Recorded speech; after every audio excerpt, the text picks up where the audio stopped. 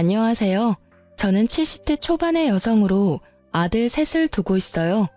아들 셋을 모두 출가시켰으니 며느리도 셋이죠. 저는 젊은 시절 남편을 잃고 혼자 힘으로 아들 셋을 키웠어요. 처음에는 먹고 사는 일에 바빴죠. 먹을 거 안 먹고 입을 거 안 입고 그렇게 해서 종잣돈 모인 걸로 여기저기 투자를 좀 했죠. 제가 물건을 잘 판단해서 그런지 운이 좋았는지 투자하는 데마다 일이 잘 풀렸어요.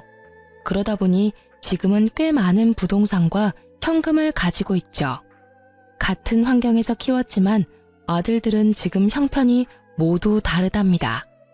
우선 첫째네는 아들이 아주 큰 회사는 아니지만 박봉은 아니어서 형편이 그럭저럭한 상태였어요. 그리고 둘째네 형편이 셋 중에 가장 어렵다고 할 수 있겠네요.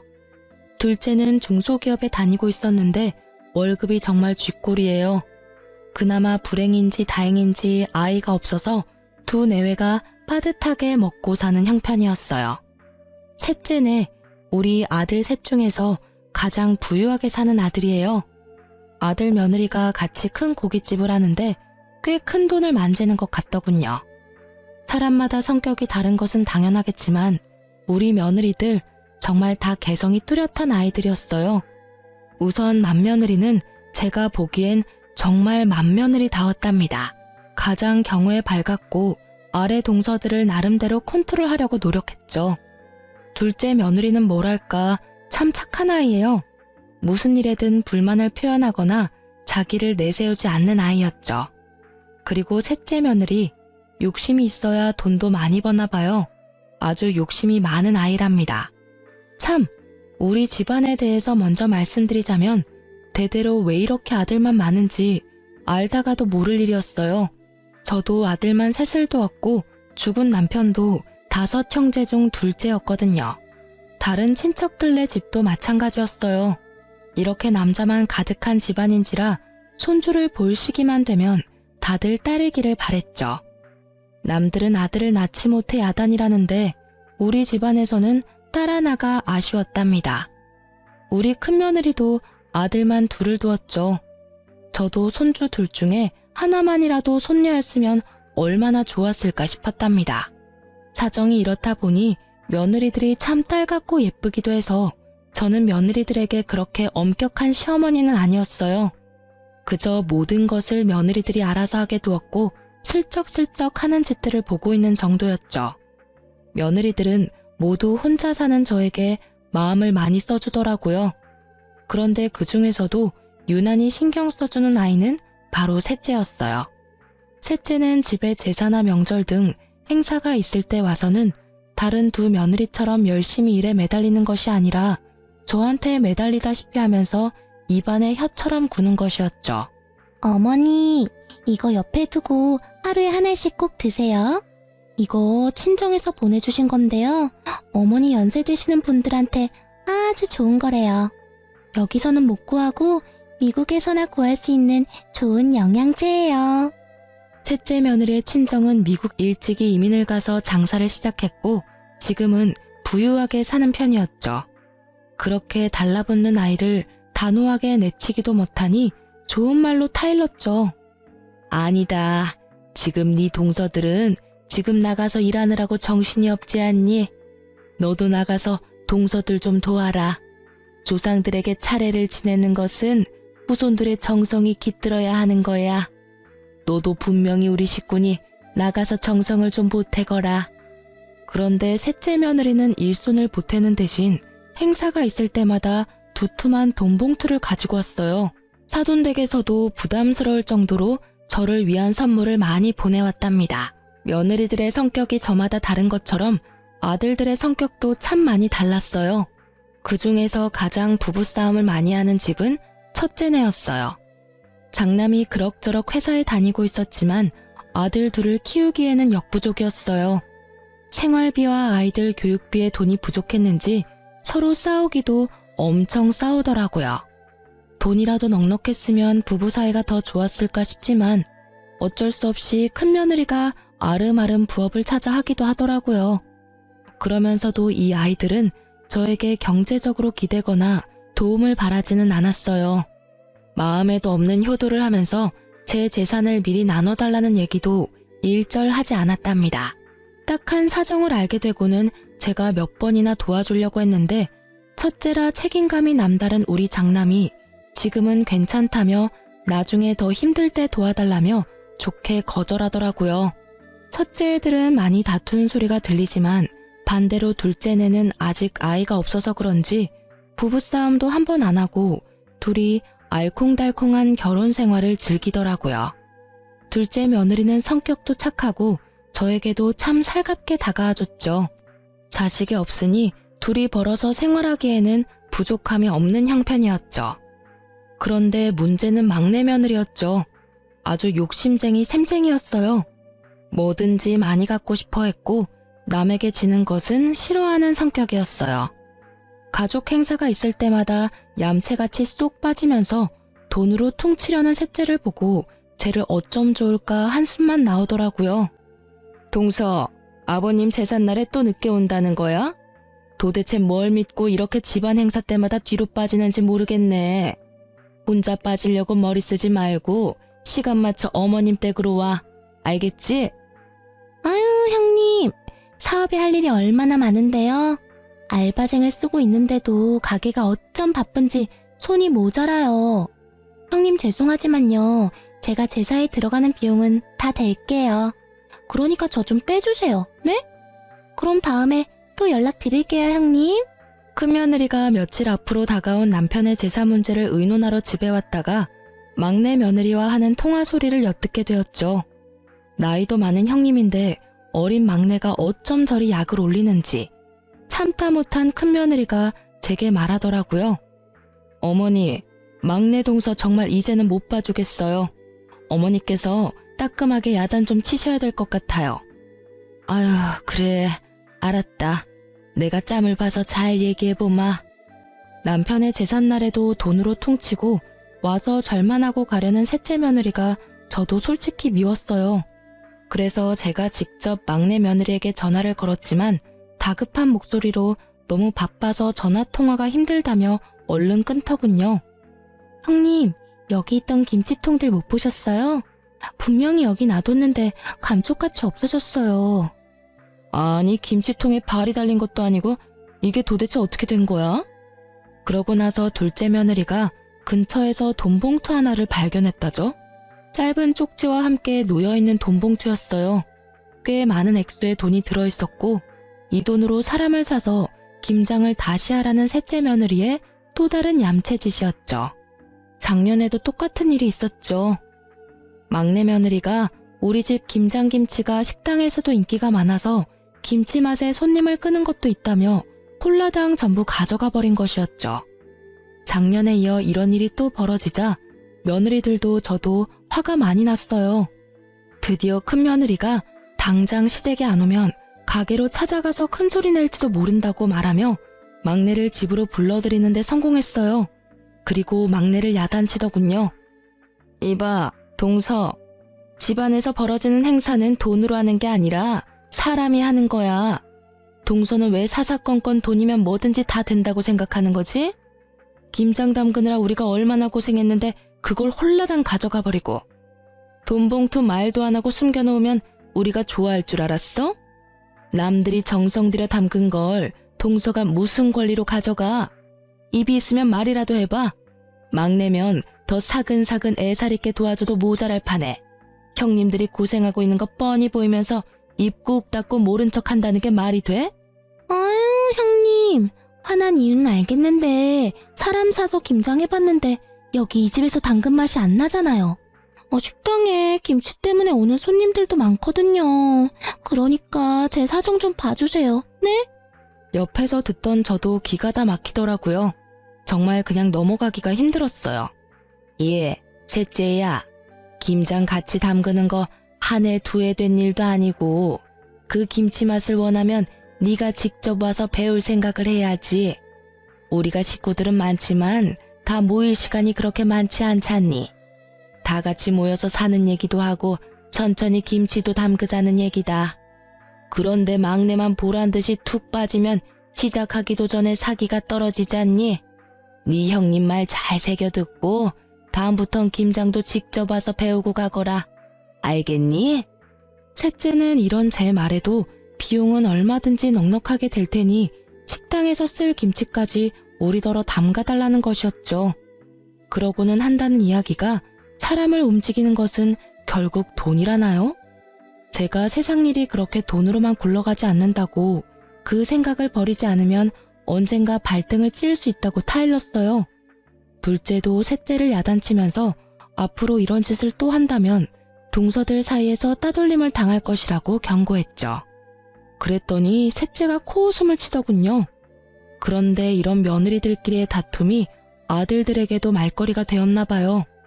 우리 집 사람하고 근재수 씨는 제사다 차례다 해서 그때마다 며칠씩 고생을 하는데 왜 막내 재수 씨는 그때마다 안 보이니?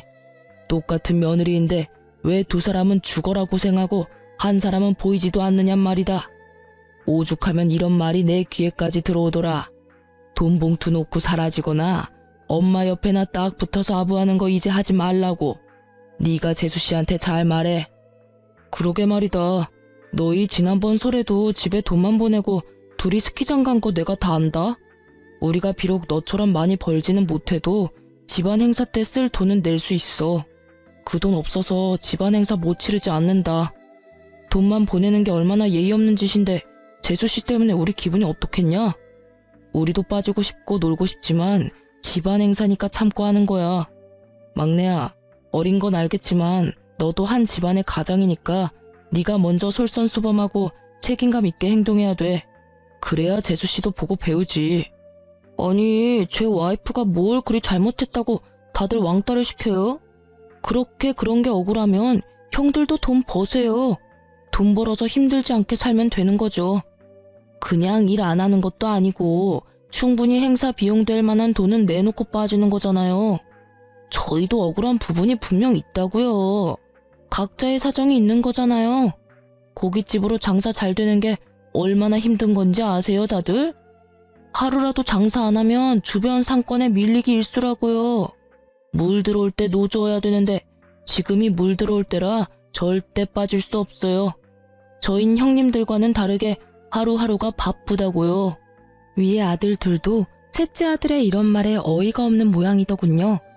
저 역시 평상시에 아이들의 다툼에 그다지 끼어드는 편이 아니었고 셋째 아들에게 제 생각을 이야기해봤자 별 소용이 없겠다는 생각에 그냥 듣고만 있었어요. 그리고 답답해서 잠시 현관문 밖으로 나갔다가 앞집 손녀딸을 보게 되었죠. 명절날이나 다른 행사 때 우리 집은 그야말로 난장판이었어요.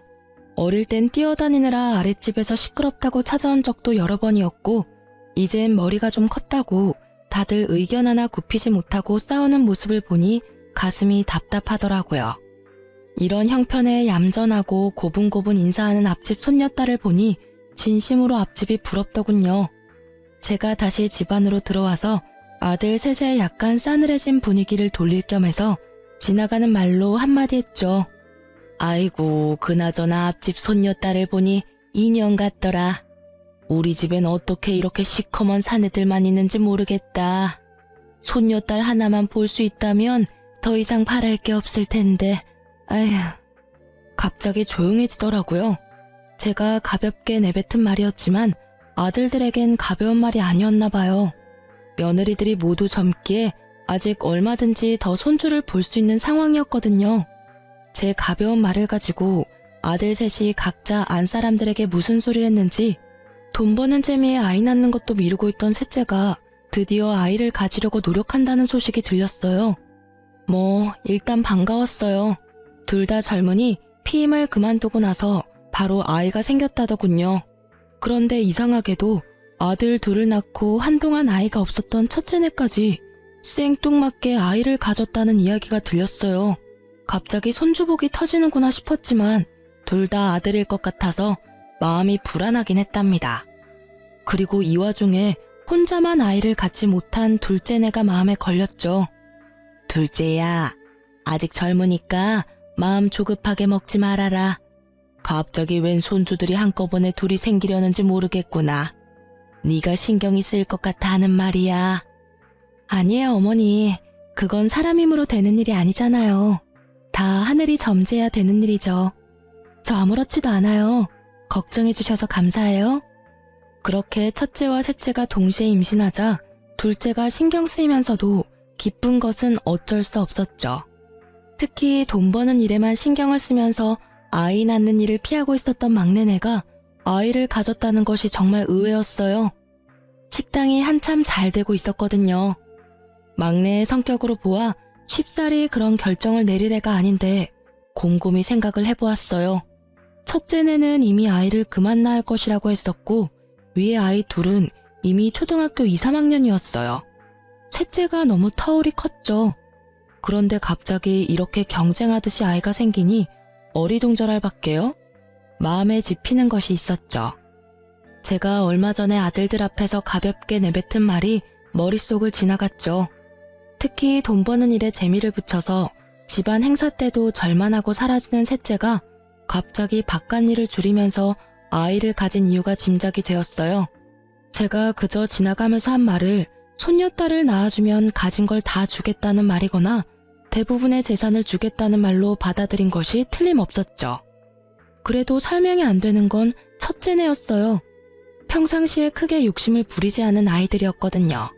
그러나 견물생심이라고 평상시에 욕심을 부리지 않았지만 재산을 준다는 말에 욕심이 동했던 것이 틀림없었어요. 첫째는 특히 큰 며느리 너도 별 수 없구나 싶었답니다. 하지만 속으로만 짐작을 하고 아이들에게 내색을 하지는 않았어요.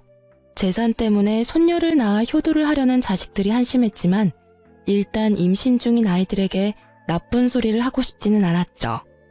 나중에 아이를 낳으면 한마디씩 해줄 생각이었어요. 그리고 저는 제가 살아있는 동안에 제 재산을 미리 증여해줄 생각은 없었답니다. 다 제가 죽고 나면 저희들에게 돌아갈 재산이었어요. 이렇게 제 머릿속이 이런저런 생각으로 복잡할 때 셋째가 이야기를 꺼냈답니다. 어머니, 저 미국에 가서 아이 낳아올게요. 친정이 미국에 계시니 저도 편안하고 어머니도 신경 덜 쓰시게 될 것 같아서요. 그리고 아이한테 미국 시민권 하나 만들어주는 거 큰돈 들여서라도 해준다잖아요. 셋째 며느리의 말이 나름 일리가 있다고 생각되었어요. 곧 태어날 손주에게 도움이 되는 일이니 가서 낳고 오라고 했죠. 그렇게 며느리가 미국으로 떠났고 간지 10개월 만에 아이를 낳았다는 소식을 전했죠. 그렇게도 기다리고 기다리던 손녀딸이라고 하더라고요. 저는 정말 날아갈 듯이 기뻤답니다. 빨리 데리고 들어오라고 성화를 했죠. 며느리가 드디어 아이를 데리고 들어왔어요. 정말 예쁜 공주님이더군요. 기쁜 마음에 친척집 여기저기에도 전화를 걸어서 자랑을 하기 바빴죠. 그리고 비슷한 시기에 임신을 했던 첫째도 아이를 낳았는데 역시나 또 아들이었어요. 큰며느리도 이제 저처럼 아들만 셋인 세 형제의 엄마가 되었죠. 막내 며느리는 갓난 딸아이를 데리고 제 옆에 찰싹 붙어서 더 이상 돈 벌러 나갈 생각도 않더라고요. 그래도 이쁜 손녀 얼굴 보니까 용서가 되더라고요. 아이고 우리 공주님 누굴 닮아서 이렇게 예쁠꼬. 애비를 닮았나 애미를 닮았나 어디 자세히 좀 보자. 할머니 해봐라. 할머니. 그런데 제가 이렇게 말하는 순간 셋째 며느리의 얼굴 표정이 움찔거리는 걸 느꼈어요. 눈은 손녀를 향해 있었지만 곁눈질로 살펴보니 며느리 얼굴이 약간 창백해지더니 살짝 떨리는 손을 얼른 뒤로 감추더군요. 별일 아니라면 별일 아니었겠지만 뭔가 숨기는 걸 들킨 사람의 반응이었답니다. 내내 제 머릿속을 떠나지 않았고 곰곰이 돌이켜봤죠. 예전 막내가 매번 친정에서만 보살핌을 받길래 사돈께 고마워서 몇 번 전화를 했었거든요. 그런데 전화를 할 때마다 며느리는 집에 없다고 하더라고요. 순산을 위해 운동하러 나갔다는 것이었어요. 그리고 제 느낌인지는 모르지만 사돈 댁에서는 제 전화를 받는 게 어딘가 불편한 것 같더라고요. 피하는 느낌도 들었지만 그때는 그저 사돈이라는 관계가 어려운 관계니 자주 통화하기 불편해서 그런가 보다 했었죠. 지금 생각하니 사돈의 그 불편하다는 기색도 도가 지나친 것 같았어요. 며칠을 이런저런 생각으로 끙끙 앓고 있다가 가만히만 있어서는 안 되겠다는 생각이 들더군요. 뭔가 이상하다는 생각이 머릿속을 떠나지 않았기에 경찰에 오래 계시다가 퇴임한 제 친정의 사촌 오라버니에게 믿을 만한 곳을 하나 소개받았죠.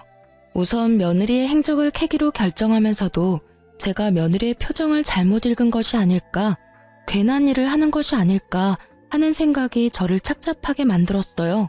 소개받은 곳에서는 우선 아이와 아들의 친자 검사를 의뢰하겠다고 하더군요. TV에서 본 것이지만 요즘은 머리카락, 하다못해 쓰던 칫솔이라도 가져다 주면 친자 관계 검사를 해준다는 것은 들어서 알고 있었어요. 그래서 며느리가 아이를 데리고 왔을 때 아이의 머리카락을 몰래 모아두었죠. 그리고 아들의 머리카락도 어렵게 모았답니다. 그렇게 해서 친자 검사가 진행되었고 결과는 충격적이었어요. 손녀가 우리 아들의 친자 관계가 아니라는 것이었죠.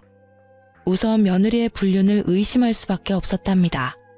저는 충격에 며칠 동안 식음을 전폐하다가 우선 며느리를 불러 직접 물어봐야겠다고 생각했죠. 아무것도 모르는 막내 내외가 아이를 안고 집으로 들어서더군요. 그런 셋째 앞에 제가 그 검사의 결과지를 내밀었죠. 막내 며느리의 얼굴이 파랗게 질리면서 서 있을 힘도 없는지 그대로 주저앉아 버렸죠. 도대체 왜 이런 일을 저지른 거냐?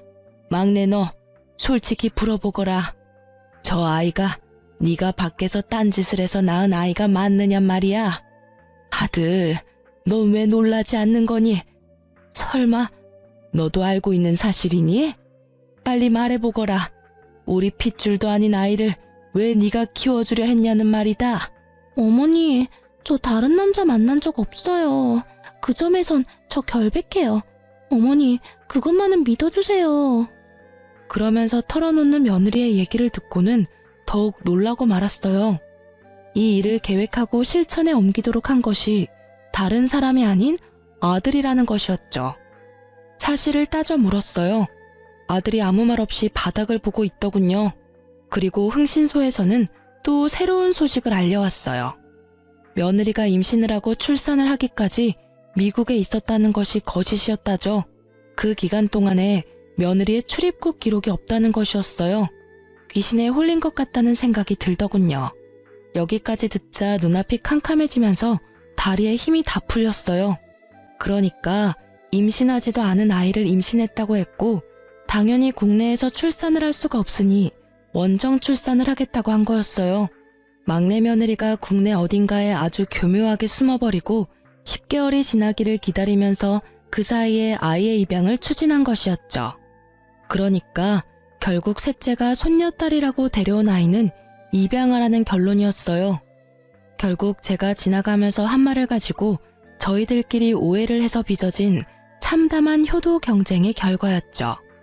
그러고 보니 비슷한 시기에 맏며느리가 위에 두 아이와 터울도 있는데 갑자기 또 아이를 가졌다는 것도 이상했죠.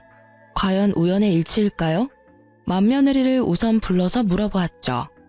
저희는 이제 아이를 그만 낳으려고 애들 아빠가 단산 수술을 했었어요. 그런데 갑자기 아이가 생겼어요, 어머니. 이상하긴 했지만 이미 생긴 아이를 어떻게 하겠어요? 이 말도 듣기에 따라서는 며느리가 딴짓을 했구나 싶기도 한 말이었어요. 하지만 이 말을 전혀 아무렇지도 않게 하는 큰며느리에게서 한치의 의심도 느낄 수가 없었죠. 그래서 소개받은 사람들에게 큰아들 내외에 대해서도 조사를 부탁했어요. 그런데 흥신소 사람들은 큰아들과 며느리 둘 다 일상에서 전혀 벗어나지 않고 있다더군요. 저는 이번에 큰아들을 따로 불렀어요. 큰아들은 이 우연과 관련이 있을 것 같았거든요. 그게 엄마, 그게 있잖아요. 제가 집사람하고 상의 없이 단산 수술을 한 것을 풀어버렸어요.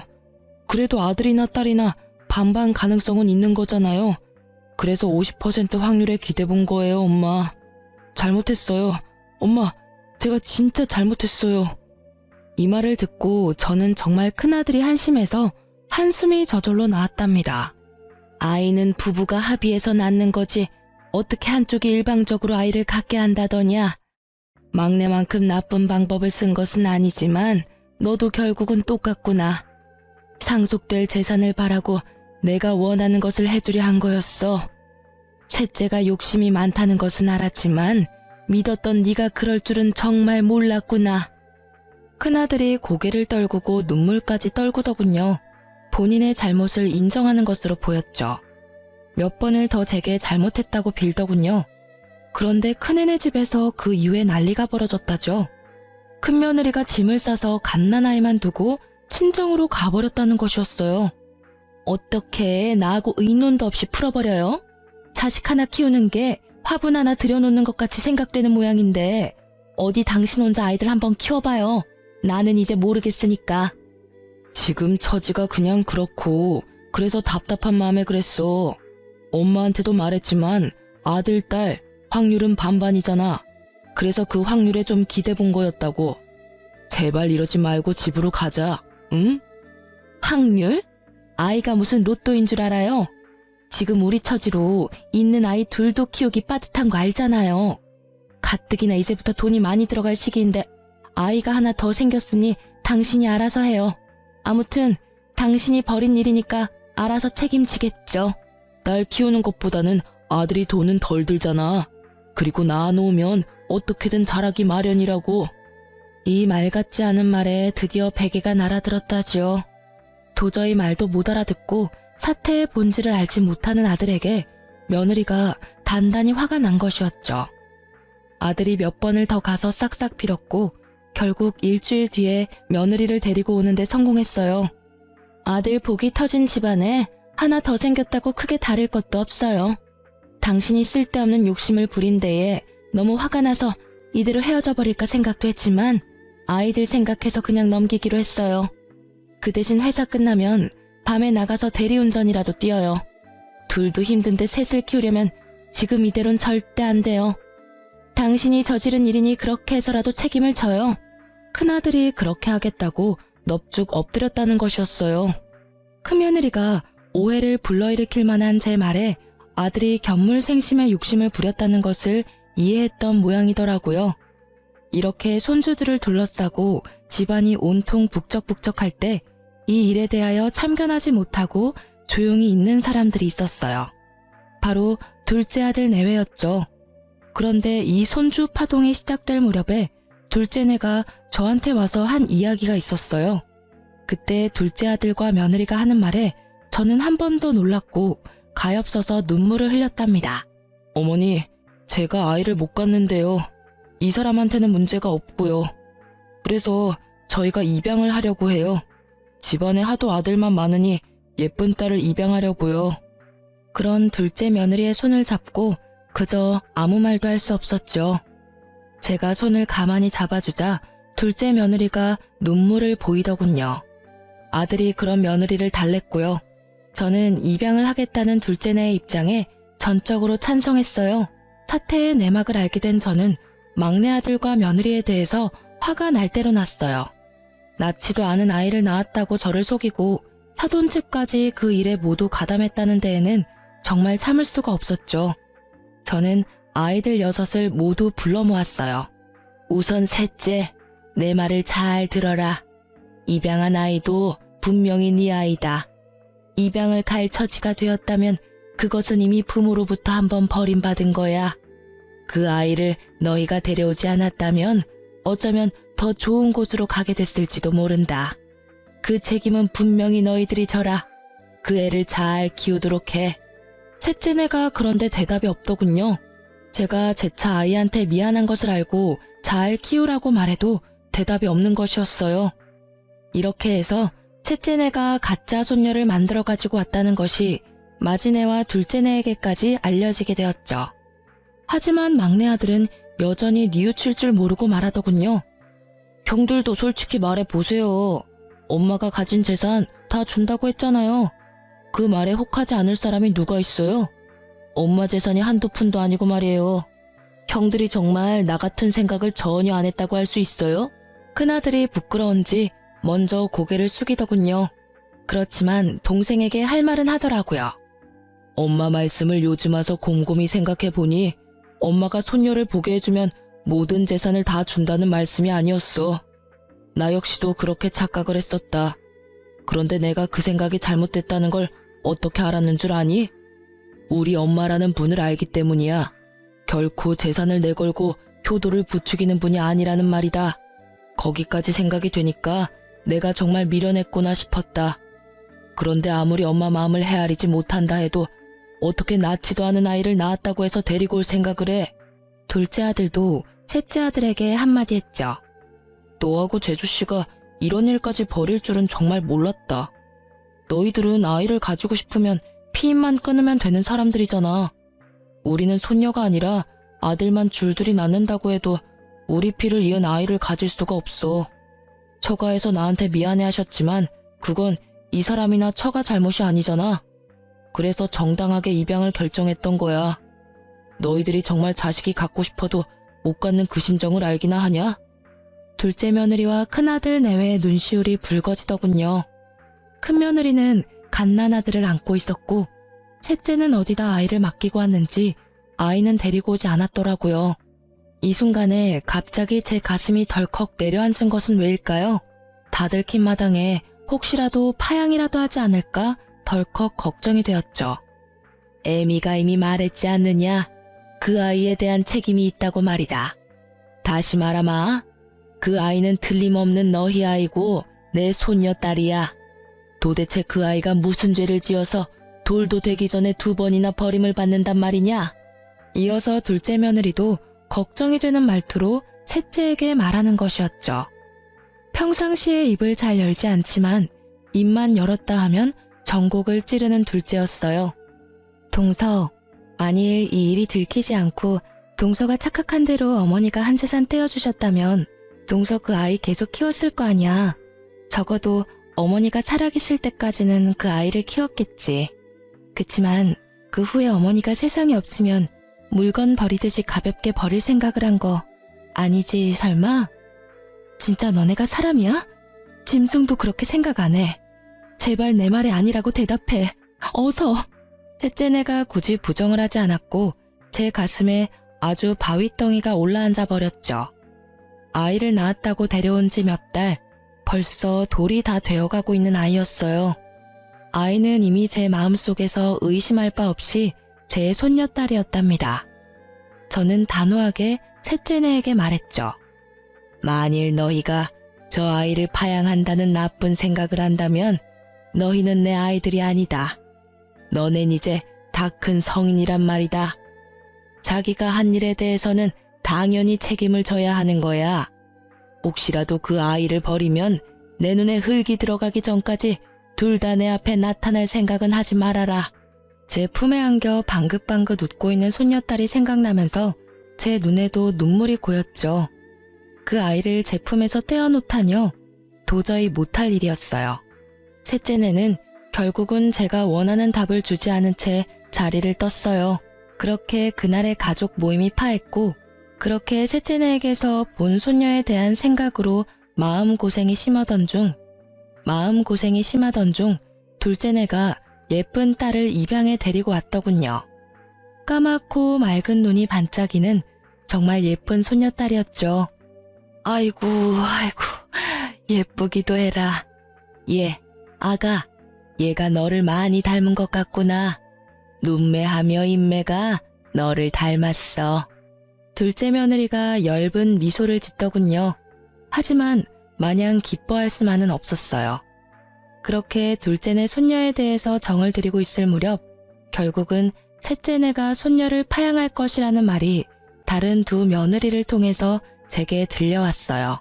두 며느리가 설득도 해보고 야단도 쳐보았지만 셋째네가 말을 듣지 않았다죠. 마음에도 없던 아이, 그저 한 재산 차지해보겠다고 입양한 아이였죠. 그러니 쉽게 파양을 결정할 수 있었겠죠. 우선 아이가 가엾어 눈물이 났고 정이 든 손녀딸을 그렇게 보낼 수는 없었답니다. 그런데 어느 날 둘째 며느리가 저를 찾아와서 의외의 말을 하는 것이었죠. 어머니, 지금 많이 힘드시죠? 걱정 마세요. 어머니, 저희가 해결할 수 있을 것 같아요. 그게 무슨 소리냐? 내 말도 안 듣는 셋째네를 너희가 어떻게 해결을 하겠다는 거냐? 둘째 며느리의 트레이드마크인 엷은 미소가 또 얼굴에 번지더군요. 그리고 며칠 후에 저에게 다시 찾아와서 막내 동서와 이야기가 잘 됐다며 상황을 설명하더라고요. 어머니, 그 아이 저희가 입양할게요. 어느 집이나 거의 아이 둘씩은 키우잖아요. 저희가 형편이 빠듯하긴 하지만 애아빠가 투잡을 뛰어서라도 아이 둘은 키워내겠다고 했어요. 이미 우리 집안 딸인데 어디 딴 데로 보낼 수는 없잖아요.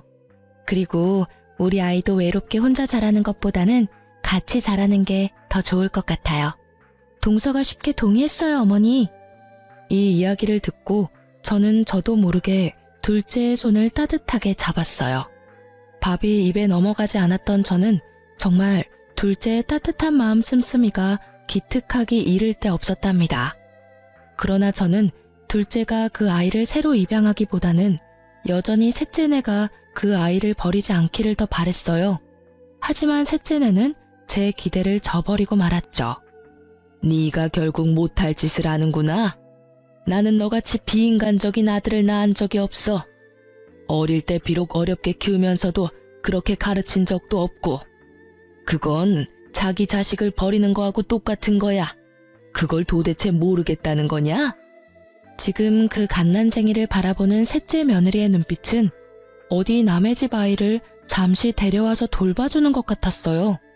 혹시나 한 번 더 버려질까봐 급한 마음에 일단 제가 데려와서 돌보았고 곧 둘째네가 아이를 데리러 왔어요. 아이를 받아 조심스럽게 품에 안는데 둘째의 따스한 마음이 느껴졌답니다. 두 손녀딸을 나란히 뉘어놓고 바라보았죠.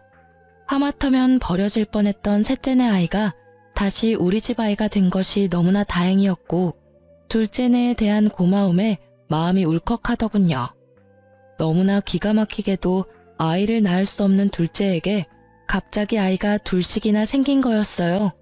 그것도 우리 집안에서 눈 씻고 찾아볼 애도 없는 예쁜 딸이 말이에요.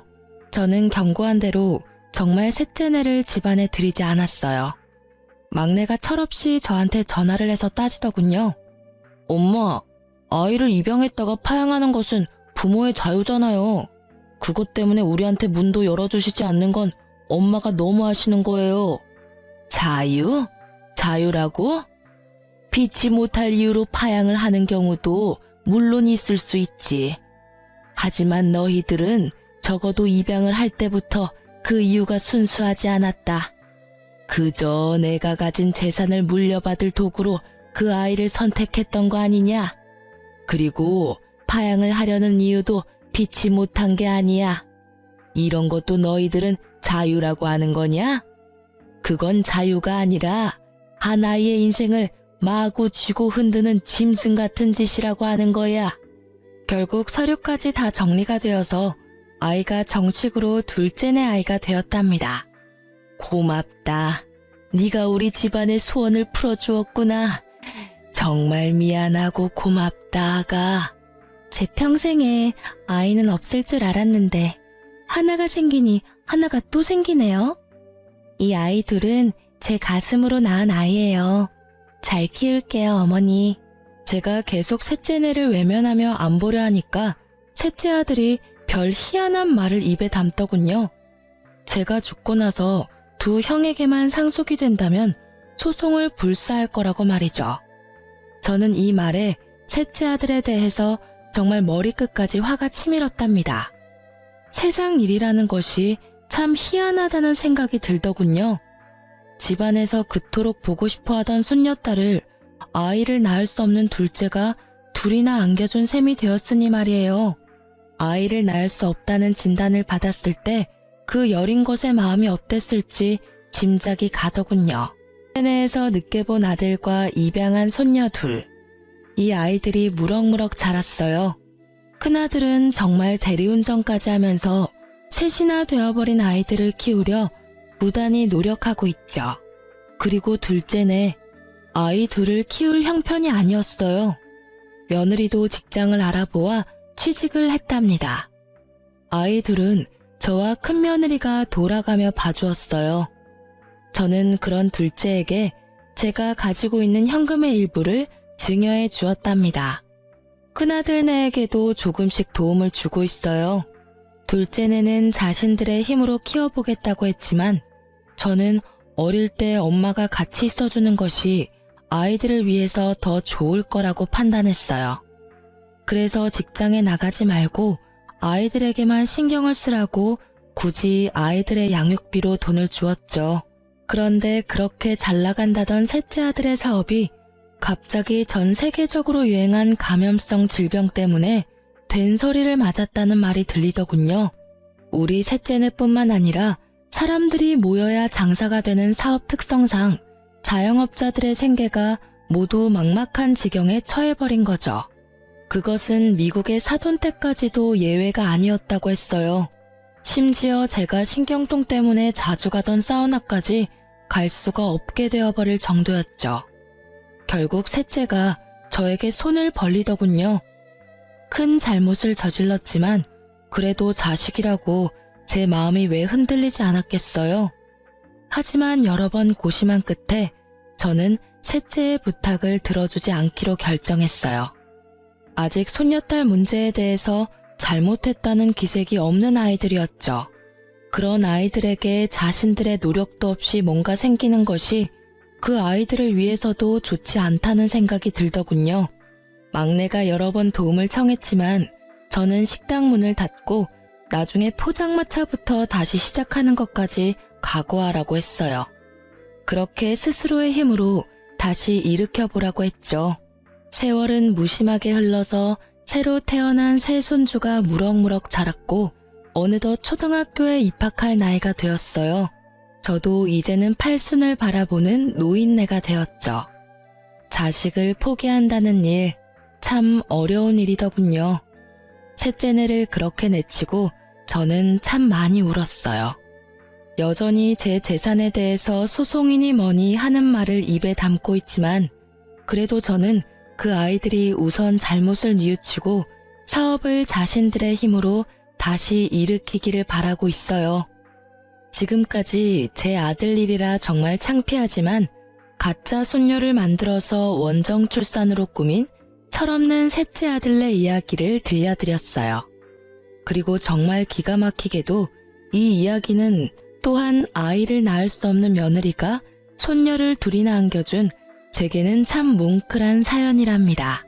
여러분도 오늘 하루 따뜻한 하루 되시길 바랍니다. 긴 글 읽어주셔서 감사합니다.